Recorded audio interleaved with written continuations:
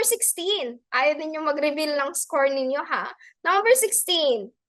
Which Philippine president is known for implementing the Build, Build, Build program to boost infrastructure development in the country? Ayan, we're talking about president. Kailangan kong maging ano dito ng konti. Baka kasi ma-open ko kayo. Malay nyo, ano pala. May mga bias pala kayo sa mga presidents natin. So, again, build, build, build. The correct answer for this one is, it's letter A, under the administration of former President Rodrigo Duterte. Ayan, so build, build, build. Maraming mga naipagawang roads, highways, ganyan. Infrastructure in terms of sa Manila, mga hindi ko alam kung ano siya, pero yung kahit pa paano, of course, may mga nagagamit ng mga skyways, expressways. Ayan. So that's under Build, Build, Build program. So aside from President Rodrigo Duterte, we have the president who signed the K-12 curriculum. Please take note of him, guys. That's Noynoy or Benigno Simeon Aquino III. Ayan. So that's K-12 curriculum. Thanks to him, nagkaroon tayo ng senior high. Charot. Next, for the Filipino-vation, that's under Gloria Arroyo. Yung Filipino-vation, kinoin na yan kasi daw, they wanted Philippines to be the innovation hub of Asia. Pero hindi naman nangyari. Charot. And next, yung nag-sign ng RA for Clean Air and Clean Water Act, we have Joseph Estrada. Yeah. So, dapat alam nyo din yung mga yan. Yes, post ko sa inyo, dapat alam nyo yan. Next, number 17. What's the name of the Philippine resistance movement during World War II? Again, World War II. Is it A, Katipunan, B, Kalibati, letter C, Hukbalahap, letter D, Makapiling. Makapili, guys, hindi makapiling. Number 17, the correct answer here is, again, please highlight World War II Philippine resistance. That's, of course, correct.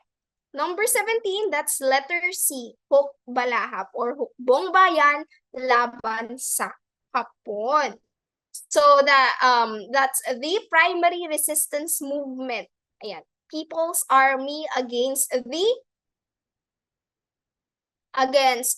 Japanese invasion here in the country. So usually they are made of ordinary Filipinos, specifically mga peasants. Ayan. And primarily yung headquarters po ng mga Hooks before is sa Luzon Island. Ayan. Next, the Filipino sole political party during the Japanese occupation. Again, political party, that's the Kalibapi. So sila yung they're yung pinaka primary supporter ng Japanese government here in the Philippines. So that's the kapisanan sa paglilingkod sa bagong Pilipinas. So may bagong Pilipinas na ngayon, may bagong Pilipinas noon. So that's the Kalibapi. Next, Filipino Nationalist Organization founded to oppose the Spanish rule, of course. Spanish, that's Katipunan or the KKK and ANB. Kataas-taas ang kagalang-galang katipunan ng mga andak ng bayan. That's Katipunan. And lastly, the group of Filipinos recruited by the Japanese army during the World War II who acted like spies are the Makapili. So if manunod kayo ng mga movies na during the Japanese invasion here in the Philippines, sila yung mga sinasimbolize yung mga Filipino na nakataklob ng bayong. Ganyan. So sila yung mga Makapili. So, kapag may tinuro sila sa mga Japanese armies, ayan, pag may naituro sila sa mga Filipinos, ibig sabihin, dapat kalaban daw yun ng mga ng Japanese government. So, sila yung mga spies. May spy ba ngayon sa Philippines? Hindi ko alam. So, that's number 7. Next, 18. Which of the following means a set of principles of legal basis of government by determining how that entity will be governed? So is it A, constitution, B, government, letter C, sovereignty, or letter D, territory? Again, set of principles, legal basis siya. Meron tayo dito sa Philippines niyan. May nagsagot, letter C, merong letter A. That's, for this one, the legal basis of government, that is the Constitution. Constitution po. So, here in the Philippines, we are actually guided by the 1987 Constitution, yung pinaka-recent na gustong baguhin ng mga nagra-rally para daw baguhin ang Constitution natin. So, the Philippine Constitution, let's talk about them. Primarily, meron tayong 4 na dapat tandaan.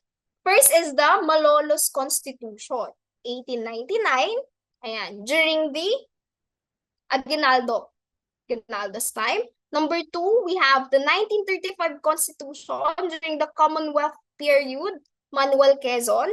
Next, we have 1973 Constitution during the Marcos Sr. Administration, Ferdinand Marcos Sr. And yung pinaka-recent, yung ginagamit natin, that's 1987 Constitution under Cory Aquino's administration. So please take note of that. Ngayon, yung sovereignty, government, and territory, together with people, yan, mga elements yan. Elements of a nation. So that's for number 18. Next, 19. It was the de facto constitutional republic established on November 1, 1897. Is it A, Commonwealth, B, Biak na Bato, letter C, Malolos, or D, 1973 Constitution? So may keyword tayo dito, de facto. Ayan.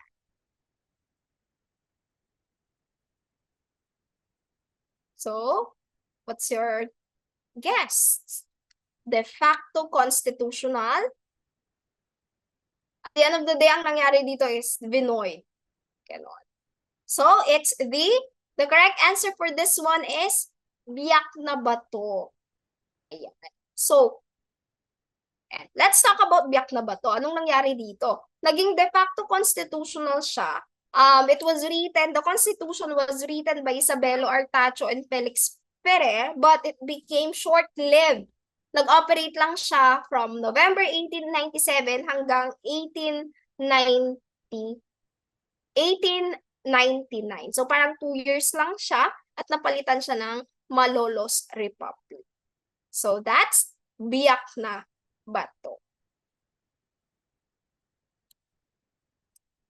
Next, number 20. Kita nyo na kanina yung question. He was a Venetian scholar and explorer who documented the first voyage around the world. A, Alexander the Great, B, Ferdinand Magellan, letter C, Ferdinand de Lesseps, or D, Antonio Pigafetta.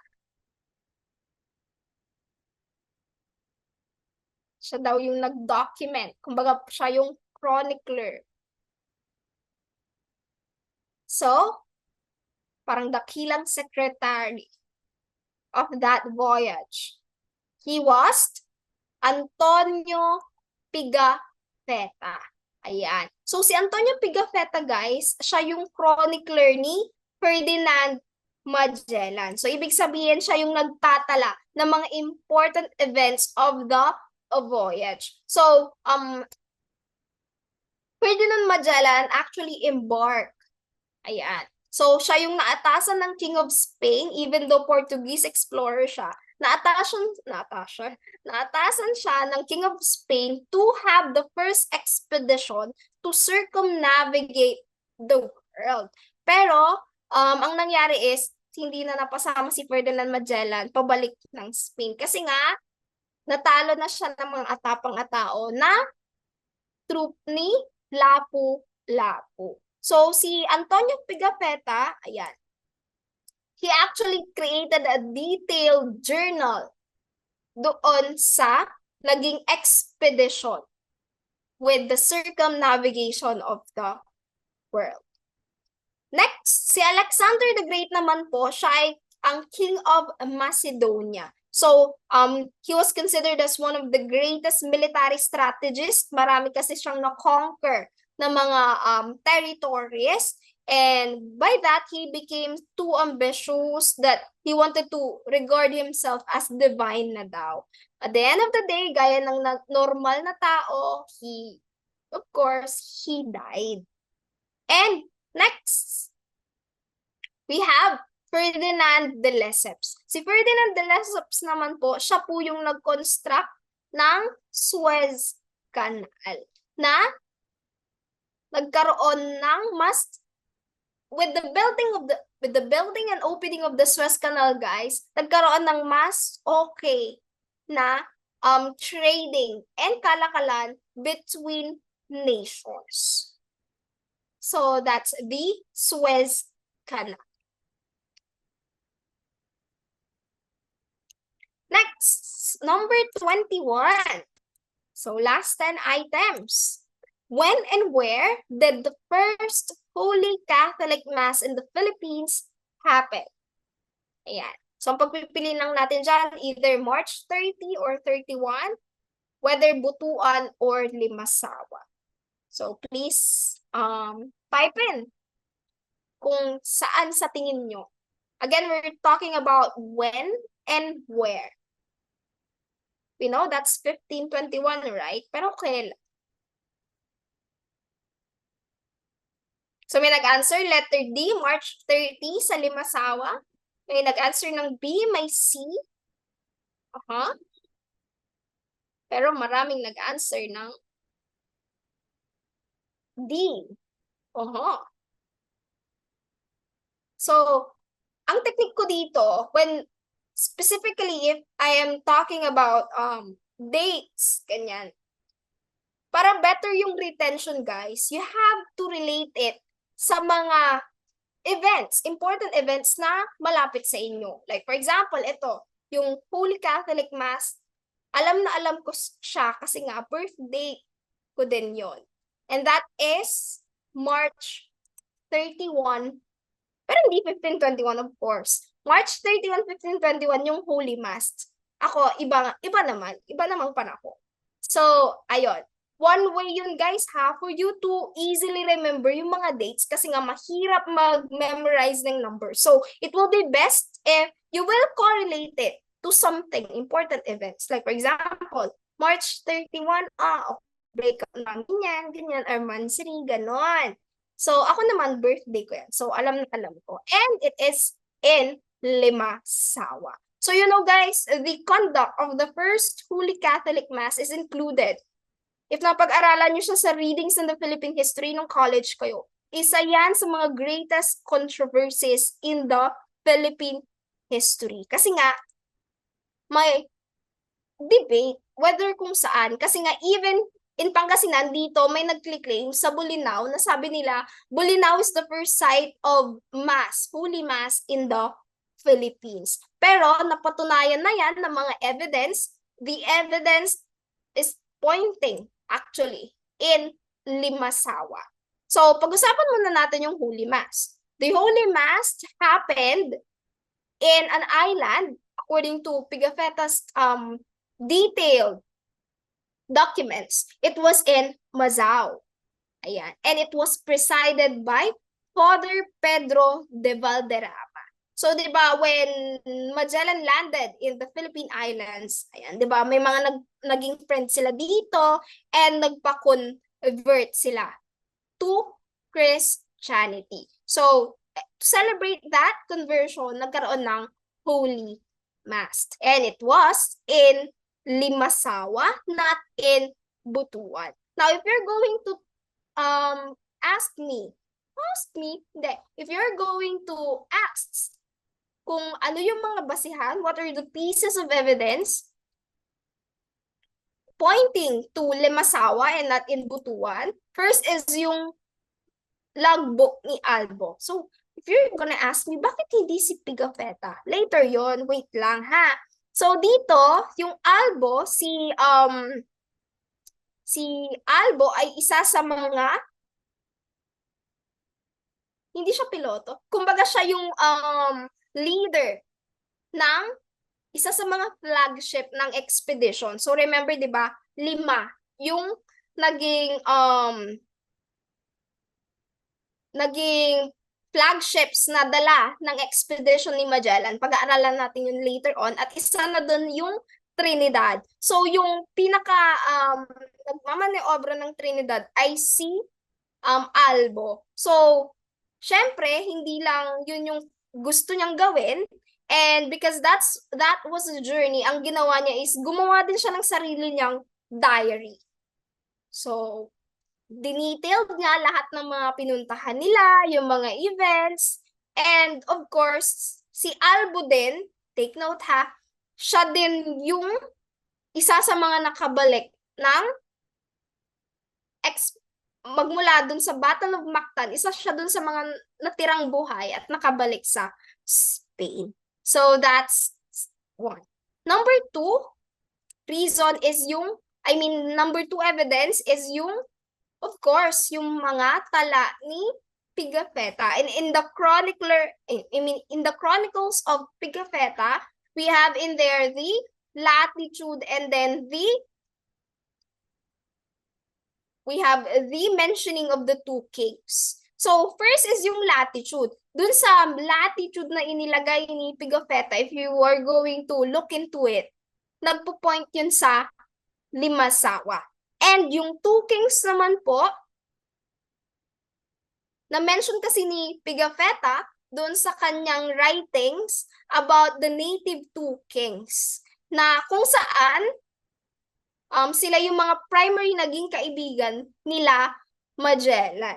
And aside from that, you have to take note that Pigafetta also take in account the drawing of the location of the place Mazao, and the map showcases yung place ng Limasawa.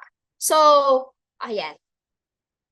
Again, take note ha, yung place ng First Holy Catholic Mass in the Philippines was held in Limasawa. And it was on March 31, 1521. I hope that's already clear with you guys. Next,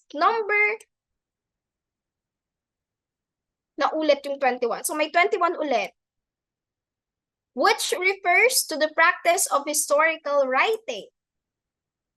Is it A, history, B, historiography, C, primary source, or D, secondary source? Yes po ma'am, noted po. So for 21 again, the correct answer here is it's historical writing. That's historiography. So when we talk about history kasi guys, kasi syempre naman, with history, specifically, if you're going to look into the past, dapat alam natin yung prehistory and history. When we talk about prehistory, guys, it's the timeline prior to the invention of the first writing system. And then the first writing system, again, that's cuneiform by the Sumerians. So prior to that, of course, yung history na ipapasa lang yan through mapag-aaralan lang yan through artifacts, yung mga remains on that particular period. So after the invention of writing, nagkaroon na tayo ng way on how to record events using written documents. So during that time, nagkaroon na tayo dito ng historical writing in the form of historiography. So when we write history, of course, nahaluan na yan ng interpretation ng historian itself. So we really have to get to know and understand yung approach na ginamit ng historian sa pagsulat ng historical document na yan. And of course, for us to understand na din and be open to the different theories and interpretations of history. Yan. So that's historiography. Next, for history again, please take note, it's the body of knowledge about the past that was introduced by the historians. Ayan. Without the historians, wala din naman kasi tayong magiging perspective on what transpired in the past. So that's history. And for us to view the historical events or the past events, we really have to have access for raw materials. Ayan, may mga kinagamit tayo ditong primary sources and secondary sources. So when we talk about primary sources, it came from the experience of people on that actual event. Ibig sabihin, they've gained personal, first-hand experience. So, for example, yung nangyaring, for example latest event ito, disclaimer lang sa lahat, yung pag-arrest kay Alice Guo sa Indonesia. So, if you're going to ask me, ano yung mga sino-sino yung pwede nating tanungin for the as primary sources, of course, yung mga pumunta doon during the event. Like, for example, si DILG Secretary Benher Abalos, tapos si General Marbil. So, sila yung mga naka-experience on first-hand nung pag-transfer ng Indonesian authorities kay Alice Guo sa Philippine authorities. So, next, kapag secondary sources naman, ito na yung mga news outlet, ganyan. Ayan. So, pwede din nating sabihin secondary sources yung mga marites na, even you guys, because you wanted to be aware of what's happening around you, you can be considered as the secondary sources. So, later on, we're to classify kung alin ang primary, alin ang secondary. So, yun lang. That's for 21. Next, 22. Who wrote the Filipino version of the bloody incident in Cavite, and he blamed Governor General Izquierdo for the harsh policies and forced labor. Ayan. Is it A, Dr. Trinidad Pardo de Tavera, letter B, Zu Salazar, letter C, Jose Montero y Vidal, and letter D, Edmond Pleshu? Ano sa tingin nyo? So we're talking about the Cavite Mutiny. Ayan. So, very good, guys. A lot of you answered letter A. Very good. That's the correct answer. Dr. Trinidad Pardo de Tavera. So, again, aside from yung first Holy Mass, second controversial issue din sa Philippine history ay ang Cavite Mutiny that implicated the 3 martyred priests, yung Gumbusa. So, ano bang nangyari sa Cavite Mutiny?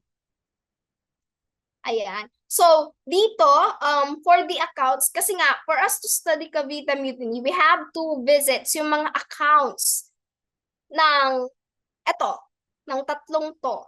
We have Pardo de Tavera, Vidal, and Plashut. And yung pang-apat ay si Rafael Izquierdo, yung Governor General himself. So, dito sa account ni Pardo de Tavera, he actually described what happened during that time in the Cavite Mutiny as the result of the harsh policies of Governor General Izquierdo. Ano bang nangyari nun? Kasi nga, prior to the reign of Izquierdo, ang nangyari is mayroong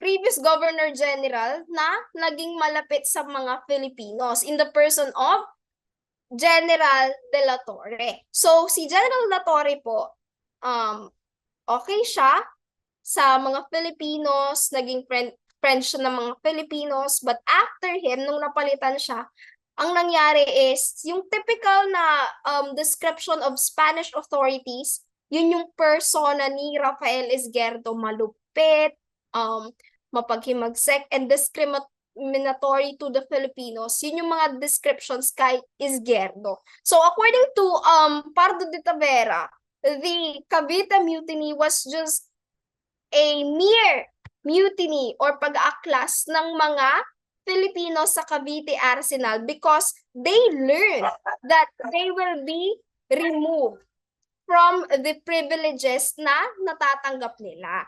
So, aside from that, naging dissatisfied daw yung mga Filipino soldiers sa Arsenal upon hearing na they will be removed from yung mga privileges na natatanggap nila. And of course, with the prohibition, pinagbawal na yung pagtatag ng School of Arts and Trades for Filipinos. Kaya sila nag-aklas. But it was just a mere uprising. Walang kinalaman ang mga gumburza. That's according to Pardo de Tavera. Next, yung account naman ni Edmond Plasiuto, kino-compliment niya yung account ni Pardo de Tavera na kaya lang uprise ang mga Filipinos during that time is because of Izquierdo's way of authority. Kasi nga, he was so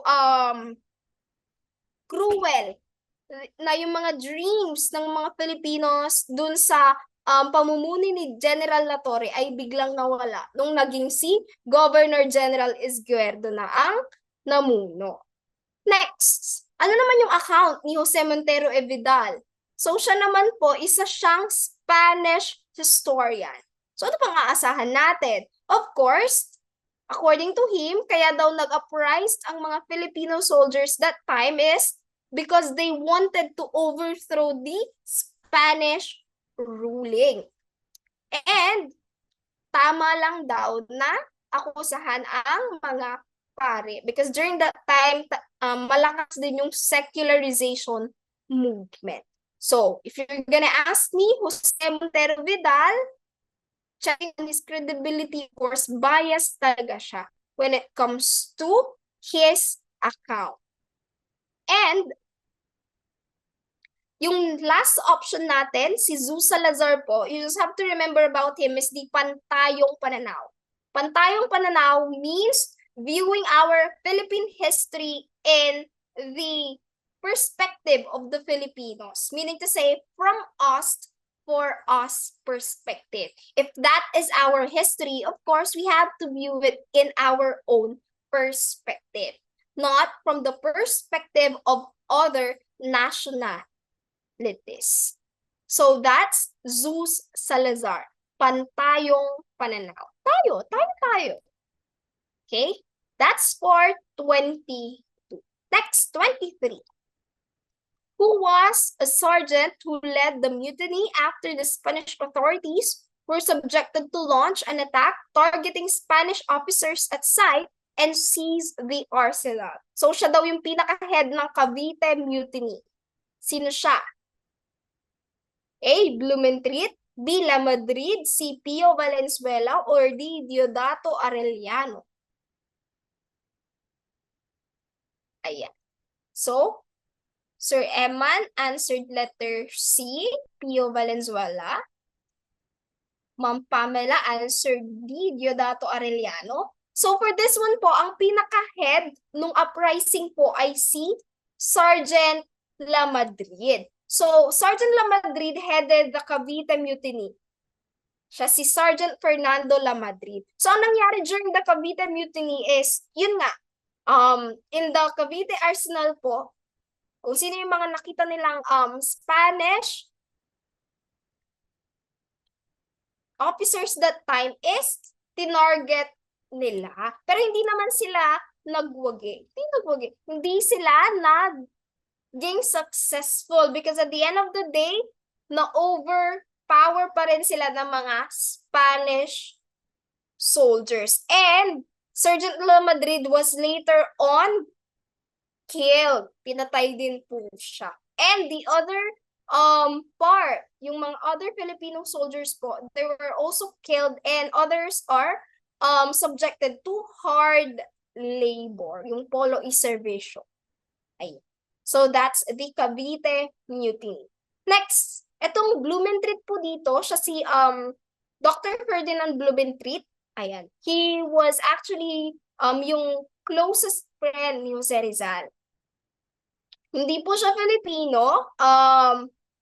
He was actually a secondary school principal na naging kaibigan ni Jose Rizal sa Les Mérites. And never siya nakapunta sa Philippines, but meron siyang pusong Pinoy.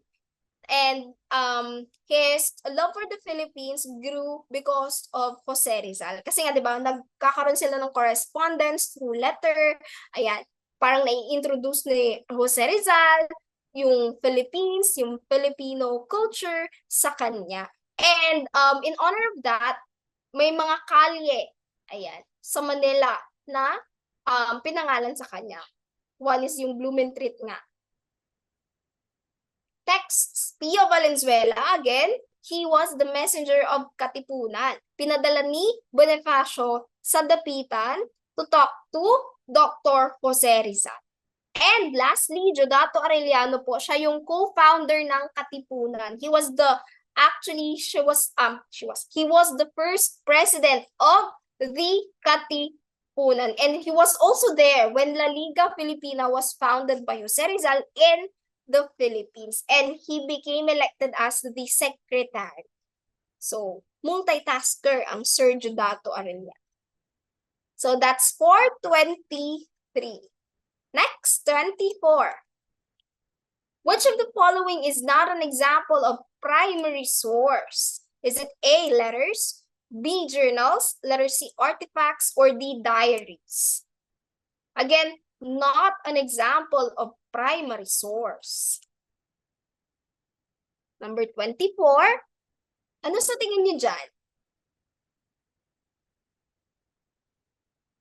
So, for 24, guys, the correct answer for 24 is may nag-answer ng artifacts, may nag-answer ng diaries. But the correct answer for this one is actually journals. Ayan. But journal, hindi siya primary source kasi nga when we talk about primary source, these are persons na naka-experience firsthand nung event. So when we talk about artifacts, as I've mentioned a while ago, in the prehistoric times, nung hindi pa na-invent ang writing, sa artifacts lang tayo kumukuha ng insights on that particular event. Ayan. Diaries po, it's considered as primary source kasi nga po, for example, diary ko. Okay? For that particular day, ako yung naka-experience noon. So that can be considered as primary source. Letters, considered as primary source din po yan. Yung journal, bakit hindi siya? Kasi nga, for example, yung mga scientific journals, alam mo mga peer-reviewed researches, mga ganyan, lumalabas yan sa mga journals. Kaya, di ba, if you're going to look into journals, may mga footnote, ganyan, makikita natin doon na may parang pinagkuhanan, excerpt na, or summary na from that particular study. So, journal contains second-hand information or can be commentaries na dun sa mga research na pinag-uusapan. So, aside from journal articles po, we have academic books. Academic books are also considered as secondary sources. Ayan. Kasi if you're going to look into dun sa mga reference sa likod nung particular book, may mga pinagkuhanan na din siya. So, please be wary of the primary and secondary source. Next, 25. Who named the country Islas de San Lazaro? Is it A. Ferdinand Magellan, B. Miguel Lopez de Legazpi, C. Sebastian Elcano, or D. Christopher Columbus? Islas de San Lazaro. Pinangalan yan sa Philippines. So, the correct answer here is, it's letter A. So, si Ferdinand Magellan po ang nagpangalan niyan. Nung, of course, naglanding sila sa Philippine Islands. So, yung iba naman sa option dyan, we have Miguel Lopez de Legazpi. He was the first Governor General of Spain in the Philippines, and he was the successful conqueror of the Philippine Islands. Kasi nga, di ba, nakipagkaibigan siya. He actually made blood compact with the Bohol ruler, chieftain, Datu Sikatuna. So, nakipag-blood compact siya and he formed friendship and alliance between the Filipino people. So, he was so successful and after him, ayan, na-colonize na yung Philippines. Next, Sebastian Elcano naman po. Sebastian Elcano became the first person to circumnavigate the world. So, he was part of the Magellan's expedition and siya na yung nag-lead nung expedition na yun pabalik sa Spain. So, ayan, the ships na prior is, nabanggit ko kanina, 5, di ba? We have Trinidad, Santiago, Victoria, Concepcion, and San Antonio. So, isa na lang dyan yung nakabalik sa Spain. Yan ay ang ship na Victoria. So, Sebastian Elcano po ang nag-lead ng expedition. Kasi nga, Magellan has fallen to the Filipinos. Napatay po si Magellan ng, hindi ni Lapu-Lapu, kundi ng isa sa mga kasama ni Lapu-Lapu. And lastly, we have Christopher Columbus po. He discovered the New World, which is the Americas. Ayan, he stumbled upon the land of the Americans. So that's Christopher Columbus, New World. Next, 26. Which one of these Filipino revolts during the Spanish period lasted the longest?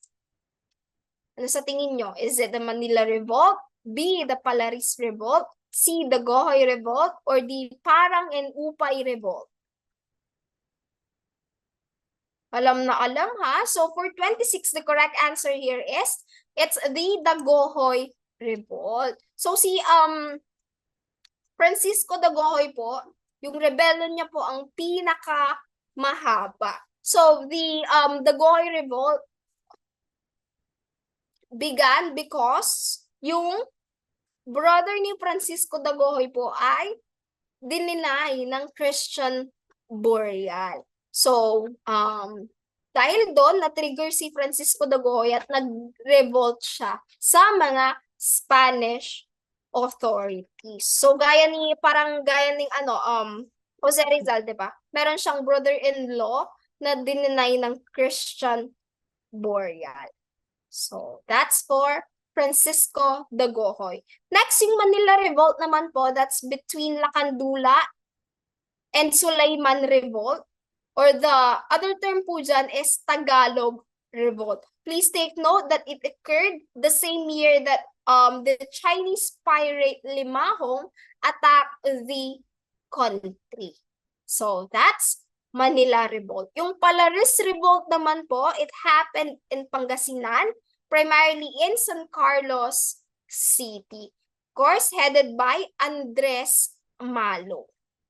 So, that's Palaris Revolt. And lastly, the Parang and Upay Revolt, of course, that's in Cavite, headed by Luis de los Santos, siya si Parang, and Juan Silvestre, siya po si Juan Upay. So that's the some of the revolts that aroused during the Spanish period. Next, 27. The right to life, liberty, and security is described as the A, writ of amparo, B, writ of habeas corpus, C, writ of mandamus, or D, writ of quo warranto. So the correct answer here, very good. Alam na alam. LLS. That's the writ of amparo. So, life, liberty, and security. Yun lang, tandaan nyo siya. Next, yung writ of habeas corpus naman po, it's the asking of the corpse. So, you really have to have the body of. Primarily, you need to deliver an individual, specifically if it is being asked in court. So that's writ of habeas corpus. Corpus, body, corpse. Next, writ of mandamus. It signifies we order or we command. Primarily given sa court. Ayan. It's actually given to enforce something. Primarily sa court of law. And lastly, the writ of quo warranto naman po, or what is your authority? It is, for example, scrutinizing the authority of an individual holding a public office. Like, for example, yung nangyari kay Alice Goa, yung nag-file ang Solgen ng quo warrantos para ma-void ang kanyang birth certificate. Alam na alam. So that's for the writs that we need to be familiar of. Next, 28. Among all religious missionaries who arrived the second, A, Augustinians, B, Dominicans, letter C, Franciscans, or D, the Jesuits. Again, yung mga priests coming from the religious orders, they're considered to be regular priests. So, alin daw yung pangalawang nakarating sa Philippines para magpalaganap ng Christianity ay ang we have the Franciscans. So, in order of arrival po, first and foremost, letter A, that's Augustinians. Second, we have the Franciscans, followed by the Jesuits. And next, we have the Dominicans, and lastly po ay ang mga Recollects or yung mga Recoletos. So, ganun po we have AF, JDR. Augustinians, Franciscans, Jesuits, Dominicans, and Recoletos. Order of arrival in the Philippines. Next, 29. During the June 12, 1898 Declaration of Independence, a band played the Marcha Nacional Filipina. What band was this? A, Pangkat Kawayan, B, Kawit Cavite Band, letter C, Malabanan Band, D, San Francisco de Malabon. So, the correct answer here, very good po. The correct answer here is letter D, the San Francisco de Malabon Band. So, they were commissioned to actually play the Marcha Nacional Filipina. So, originally pa ang tawag doon ay Marcha Filipina Magdalo. Kasi alam na, kasi Emilio Aguinaldo, di ba? Magdalo. Ayan. So, it was performed during the inauguration of the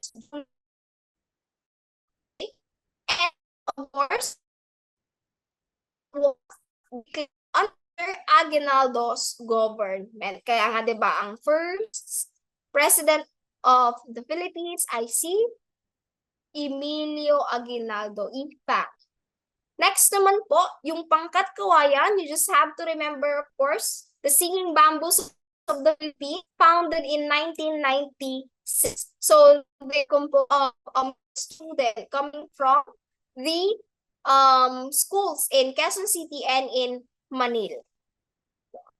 Pangkat Kawayan.